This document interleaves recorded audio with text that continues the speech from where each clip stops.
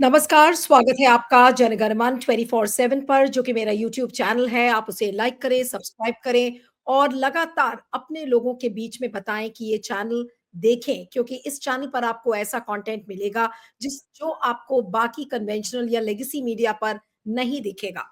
अब आज बात करते हैं कटोगे-बटोगे रिमार्क की और जिस तरीके से उसके ऊपर चुनाव आयोग कोई संज्ञान नहीं ले रहा है, एक तो वो इश्यू है। लेकिन उससे भी बड़ा इश्यू है कि विपक्ष को ऐसा लगता है कि चुनाव आयोग चुनाव लड़ने ही नहीं देगा। दोनों मुद्दों पे आज हम बात करेंगे और ये पूरा जो संदर्भ है, वो इसलिए है क्योंकि कल उद्धव ठाकरे यावतमल में जा रहे थे और यावतमल में उनके चॉपर को रोका गया। चुनाव अधिकारी आए, उन्होंने कहा कि वहाँ के डिस्ट्रिक्ट कलेक्टर ने उनको भेजा है और उनके बैग की तलाशी ली गई।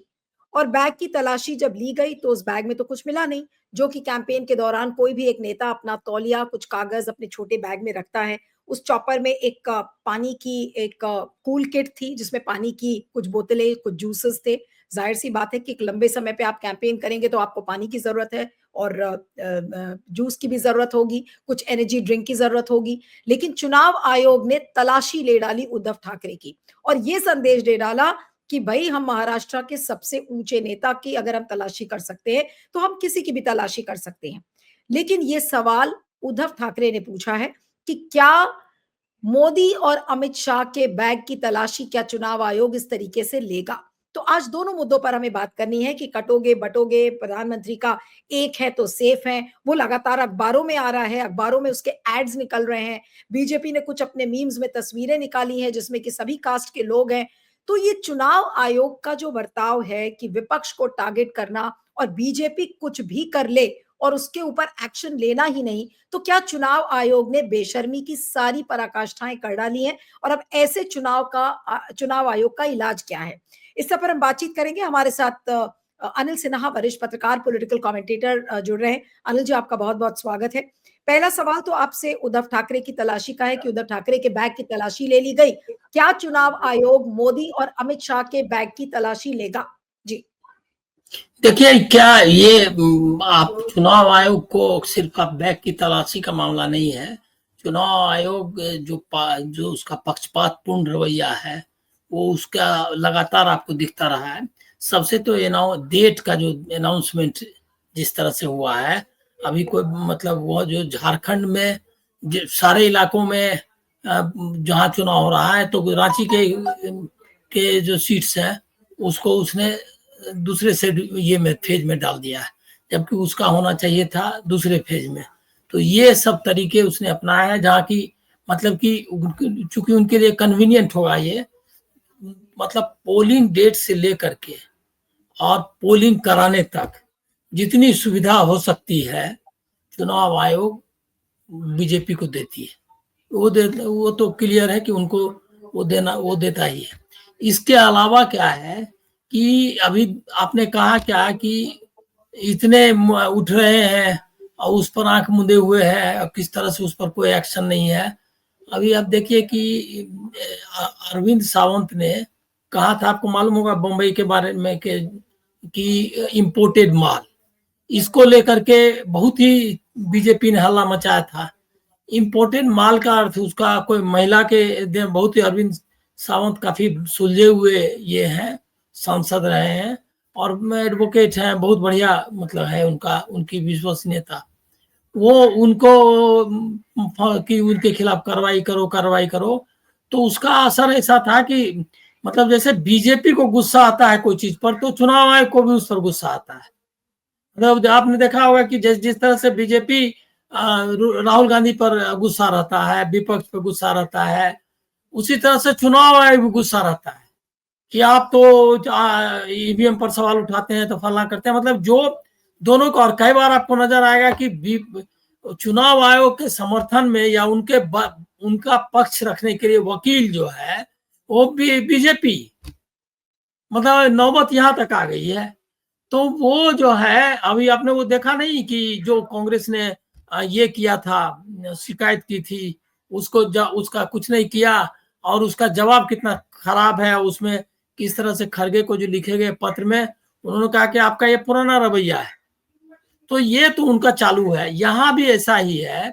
कि ये एक मतलब जब आप बैग सर्च करते हैं, और राउत ने सही कहा, राउत का आरोप है कि जब पैसा का चेक करते हो तो उनके पैसे जो जा रहे हैं उनका चेक भी करो ना।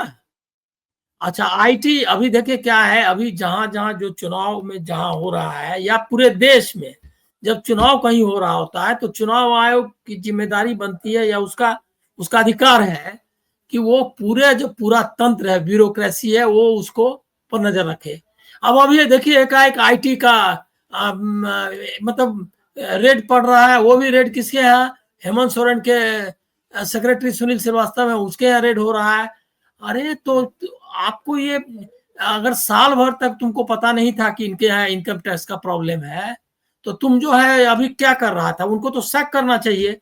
अच्छा, ये भी निकलना चाहिए लोगों को, मीडिया की जिम्मेदारी बहुत बढ़ गई है, कोई करता नहीं है। ये निकल डिटेल में आना चाहिए कि चुनाव के क्षेत्रों में कितना खर्चा आईडी और ईडी के, आईटी और ईडी के रेड्स में हुए हैं, उसको भी जोड़ना चाहिए चुनाव में, चुनाव के खर्च में। क्योंकि तुम्हारा तुम्हारा जो साल भर में उस इलाके में झारखंड में है तो वही है बैग सर्च करने का मामला, लेकिन बहुत ये हो गया है, मतलब जम गया है, मतलब काफी उसका असर हुआ है कि लोग उसको चर्चा करने लगे हैं। तो बीजेपी फिर से वो जो है चुनाव आयोग एक बार और घेरे में आ गया है। और ये जैसे कि उनको बहुत उन्होंने लपेटा, लेट से उन्होंने डीजीपी का ट्रांसफर किया, नहीं तो डीजीपी को हटाने के लिए तैयार नहीं। वो उसको जितना डीजीपी के तो बात जाने दीजिए, उन्होंने जो महाराष्ट्र में जो एसएचओ के लेवल का है, मतलब इंस्पेक्टर्स एंड पुलिस इंस्पेक्टर्स के लेवल का, उसका 260 लोगों का करीब करीब ट्रांसफर हो रहा है। 260 मतलब आंकड़े मेरे मैं चूक सकता हूँ, लेकिन उसमें मतलब वो लोग गए ट्रिब्यूनल में गए थे, उसके जवाब में वो लोकसभा के इलेक्शन के समय में के बाद, तो उसके बाद वो लोग गए, तो उसके बाद फिर से उनको, लेकिन अभी फिर ट्रांसफर हुआ। उसमें भी जो लोग मुंबई में के बाहर के उनको मुंबई नहीं आने दिया, कहा इस आधार पे कि मुंबई आपको मालूम नहीं रहेगा, इसीलिए आप कुछ नहीं कर पाएंगे। अभी बताइए कि मतलब जो यहाँ जमे हुए लोग हैं उनको रहने दिया है ताकि वो जो भी उनकी मदद कर सके। तो पूरा चुनाव आयोग का रवैया जो है वो इसी तरह का है, लेकिन एकदम आपको पार्टी। लगता है अनिल जी कि कभी चुनाव आयोग इस तरीके की हिम्मत करेगा कि वो मोदी और शाह की तलाशी भी कर ले? अरे अपनी इज्जत के लिए कर ले कि मोदी और शाह की हम तलाशी कर रहे हैं, या फिर वो बिल्कुल शर्म खत्म हो गई है चुनाव आयोग की, वो करेगा ही नहीं? इसकी हिम्मत नहीं है। देखिए देखिए वो, अगर उनका आपको याद है कि जब उनके खिलाफ शिकायत गई अमित शाह और मोदी के खिलाफ, तो उन्होंने पत्र लिखा, इसको हेमंत बिश्व शर्मा को तो दिया, लेकिन इनको पत्र लिखा वो जेपी नड्डा के यहाँ गया। मतलब डायरेक्ट पीएमओ में या होम मिनिस्ट्री में लेटर लिखने तक की हिम्मत नहीं है। आप ये बोल रहे हैं कि कार्रवाई करने की बात, वो जो लेटर था जिसमें कि एक तरह से वो मतलब एक तरह के वार्निंग लेटर था कहिए, उसमें कुछ था भी नहीं, और वो लिख भेजा उनको, और लिखा कि ये अनप्रेसिडेंटेड है। वो लेटर में लिखा हुआ है कि ये अप्रत्याशित है, मैं पहले कभी नहीं हुआ है, लेकिन हम लोग अभी इसी को अपनाना चाहते हैं। क्यों अपनाना चाहते हैं ये तो लोग पूछेगा ना, लेकिन उसका जवाब नहीं देते हैं, और हर बार ऐसा ही इनका रिएक्शन होता है।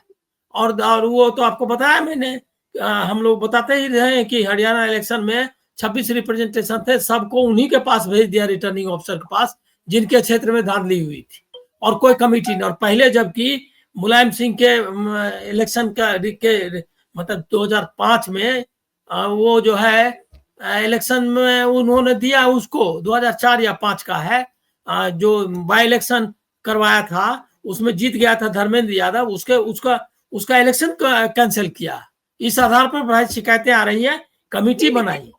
बिल्कुल, बिल्कुल नहीं, और चुनाव आयोग तो बिल्कुल खत्म हो चुका है। हमने अभी कुछ ही दिन पहले एक दूसरे प्लेटफ़ॉर्म के लिए एमजी देवासायम का इंटरव्यू किया। उन्होंने कहा कि इलेक्शन कमीशन का तो राम नाम सत्य हो गया है, वो बिल्कुल एक मौचरी की तरह है। इस तरीके के कड़े शब्दों का उन्होंने इस्तेमाल किया था। लेकिन ये कटोगे, बटोगे, एक है तो सेफ है, इस पर भी एक टिप्पणी चाहिए मुझे कि अखबार इसको लेकर ऐड निकाल रहे हैं। बीजेपी इसको लेकर तस्वीरें निकाल रही है जिसमें कि किसी में सरदारों का टर्बन है, किसी में कुछ वो दिखा रहे हैं, और जो मुसलमान लोग जो कैप पहनते हैं उसको नहीं दिखा रहे हैं।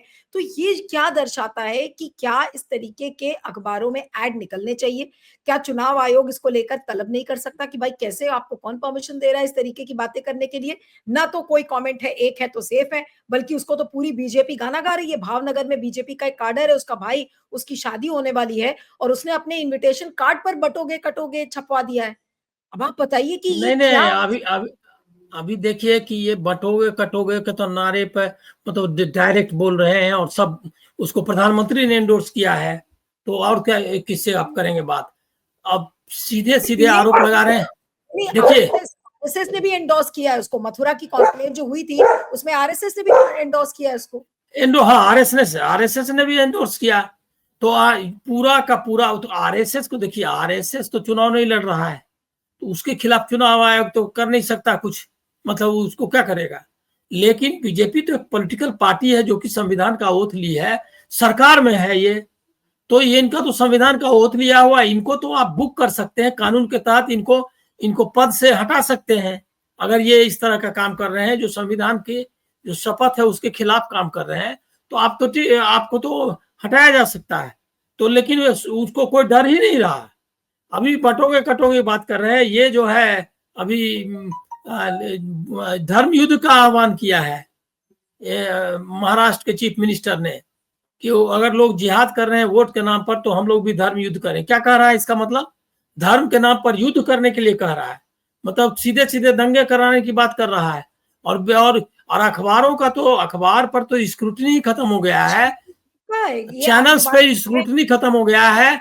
अभी इस तरह के जो वन साइडेड डिबेट्स आते हैं उस पर तो तुरंत बैन लगना चाहिए था, ये चैनल्स पे और ये अखबारों पे। चाहिए आपसे, ये जो शिंदे ने धर्म युद्ध की बात कही है, ये क्या आज कही है उन्होंने धर्म युद्ध की बात? नहीं, कल कही है।